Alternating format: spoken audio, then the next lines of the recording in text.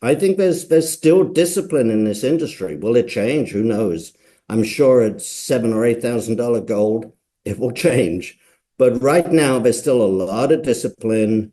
They have the cash. At 4,400, after that kind of rally, even the most dedicated gold bull was probably saying, I think I'll pull back and wait for a week or two.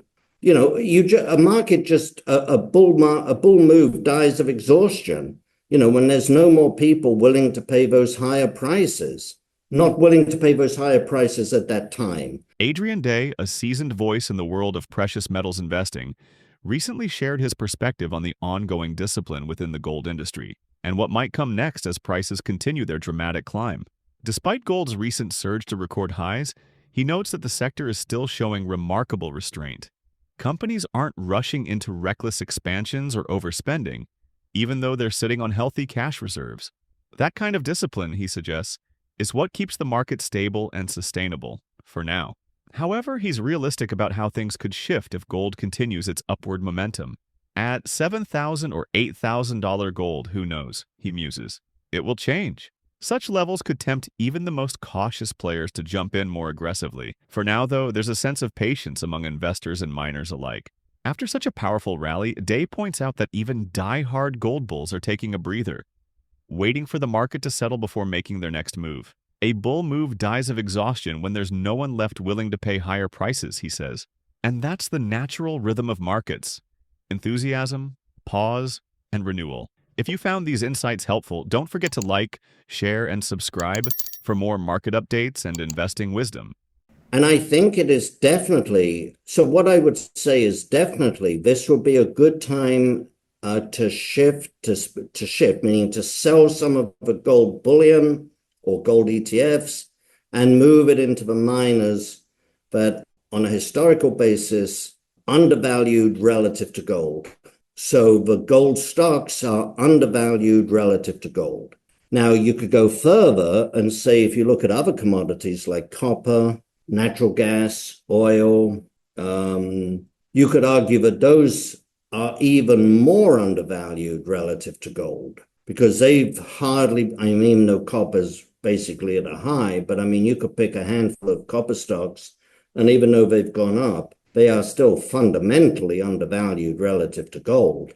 And that's even more true for oil and gas, which of course has just been, it's been anathema to own those assets. But to answer your question, I certainly think right now would be a good time to trim the gold, take some profits. Of course, there's tax considerations. I'm not getting into that. To trim the gold and to buy the gold stocks. Some of the gold stocks are still very, very undervalued. I like to say it was overbought but underowned, but it was clearly overbought. It had gone up too far too fast. But look at a long-term graph and look at it in a log term. Look at it in a percentage term. This rally over the last year and a half in gold is less than the 2010-11 rally, and it is less than the 1979-1980 rally. So this rally, however dramatic it seems to us now, and of course going up every single day for a month and hitting a new milestones every week, made it seem like it was unprecedented. It was not unprecedented. In terms of percentage move, this is less than 79-80 and less than 2010-11. So that's the first thing I'd say. The second thing I'd say is that the gold stocks, although we're up over 100% year to date, they were up over 100% year to date, they still had not exhibited the traditional leverage that gold stocks exhibit to gold. And they were still fundamentally cheap if you look at price to earnings, price to cash flow, price to NAV. Because of course, as the price of gold moves up, then the margins expand because the costs are not going up as much. You've got all-in sustaining costs for the industry somewhere around 2,200.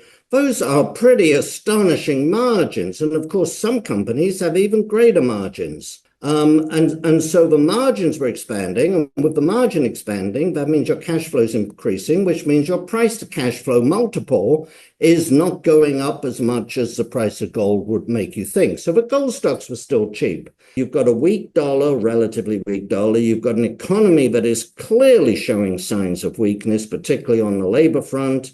If even Jerome Powell, who 2 months ago said the labor market in the US was solid, if even he is thinking that there's weakness there, there's pickup in inflation. At the minimum, we can say that inflation has not been conquered. Inflation remains not only above the Fed's arbitrary target, but it also remains above where it was for the 5 years before COVID, which was a spike in inflation. And of course, interest rates are moving down slowly, stubbornly, but they're moving down, they're not moving up.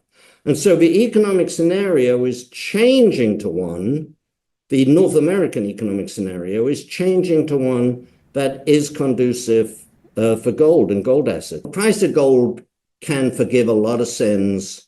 And in a bad market, there's only so much any company can do. But I don't think you can, I honestly don't think you can say that it's all, no, I don't think you can say that it's all a gold price at all. I mean, you look at a company like Agnico, which is, obviously the gold standard. But you look at a company like Agnico keeping costs, well, most of the companies, but keeping costs well under control, a little bit up in the last quarter, but down in the quarter before. Very, very disciplined. No, I don't think you can say it's all a gold price. Adrian Day, a respected voice in global resource investing, believes the current market presents a strategic opportunity for investors to rebalance their portfolios within the precious metals sector. With gold prices having surged impressively, he suggests that now may be a smart time to trim some exposure to physical gold or gold ETFs and rotate those gains into mining stocks, which in his view remain historically undervalued relative to gold itself. He points out that even though gold equities have rallied strongly, many over 100% year to date, they still haven't displayed their usual leverage to the metal's price. On key metrics like price to earnings, price to cash flow, and net asset value, miners continue to look fundamentally cheap. Expanding margins make the sector especially attractive.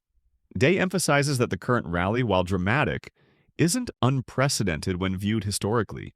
Compared to the 1979, 1980, or 2010 to 2011 surges, today's move is still moderate in percentage terms.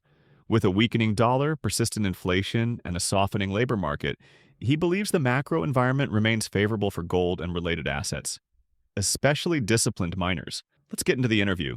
Who's been buying gold? It's the central banks, it's the non-official Chinese, it's wealthy families in the Middle East concerned about fiscal deficits around the world and instability. And those buyers are all of those buyers I just mentioned, but particularly the central banks and the wealthy Middle Eastern individuals and families are, if not price agnostic, they're certainly price inelastic. They are not buying because they think, wow, this is a great time to buy gold. Look at the chart. There's a cup and handle. There's a this, there's a that. And we might be able to get a 20% move in the next 12 months. They're buying for insurance. They're buying for defensive reasons. They are not, and we don't need to go into all the reasons. We know why those different people are buying. But the point is they're not buying for the traditional economic reasons that people have bought gold. Now, North American investors, because we've never had that experience of actually needing gold, the experience that China's had when the people fled to Hong Kong, or the experience that Germans had after the Weimar Republic, etc., etc. Because of that, North Americans typically don't buy gold as a defensive asset. Some people say they do, but very few do. They buy gold when the economic scenario is conducive to gold. And that means a weak economy, high and rising inflation, low and declining interest rates, and a falling dollar. And that is precisely the opposite of the environment that we've had for the past 3 years. or I should say, is the opposite of the narrative around the economy that we've had for the past 3 years. So, if I may, at the same time that central banks around the world, Chinese non-official sector, wealthy families in the Middle East have been buying gold for their own reasons and buying gold regardless of price, North Americans have not been buying gold because the environment has not been conducive, right? And that's the reason that the gold stocks have lagged. When I say lagged, they haven't lagged in percentage terms, but they have not exhibited the leverage to gold that they normally exhibit. A, because there are other buyers of gold pushing gold up higher than it otherwise would move purely on economics. And B, because North American investors, ordinary everyday investors, have not been participating, and they're the people that buy North American gold stocks. You know, the Central Bank of Poland doesn't decide whether to buy Newmont or Barrick.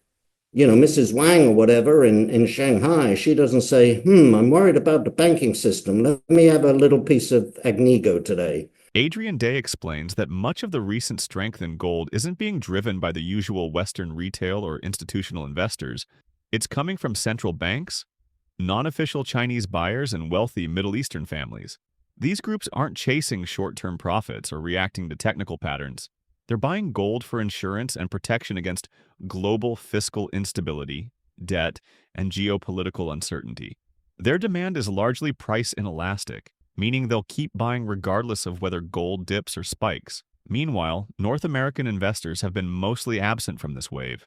Unlike regions that have lived through currency collapse or systemic crises, Western investors often view gold through a short-term economic lens. They buy when inflation is rising or when the dollar is weak. Over the past few years, that narrative hasn't aligned, which explains why gold miners have lagged the metal itself.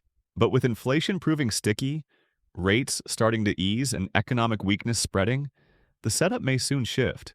If Western investors re-enter alongside central banks and sovereign buyers, the next leg of this bull market could be driven by broad participation, not just defensive accumulation.